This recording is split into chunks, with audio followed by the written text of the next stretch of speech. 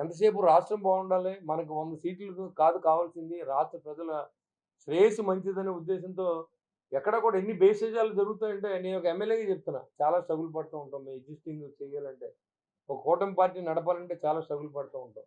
నిజాయితీగా పనిచేయాలంటే చాలా స్ట్రగుల్ పడుతూ ఉంటాం. ఆస్తులు అమ్ముతూ ఉంటాం.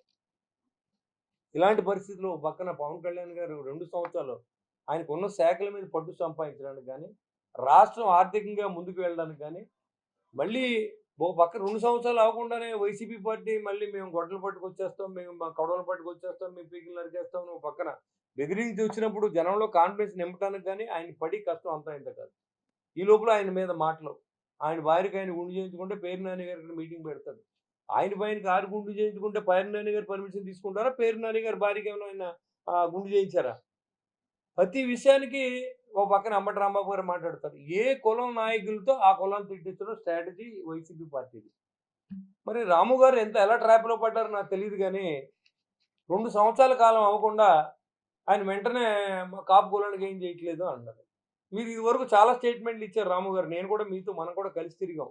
ఒక కాపు సంఘం ఆల్ ఇండియా కాపు సంఘం అని ఒకటి పెట్టి, మీరే అధ్యక్షులుగా ఉండి, మిమ్మల్ని తప్పకుండా గౌరవిస్తాం. దాంట్లో ఎలాంటి మీరు గౌరవించలేదని మేము గౌరవించకపోవడం మాత్రం సమస్య లేదు. ఎందుకంటే, నేను ప్రజలు ఎక్కడ తప్పుదారి పడతారో నేను తెలియజేస్తా ఉన్నా.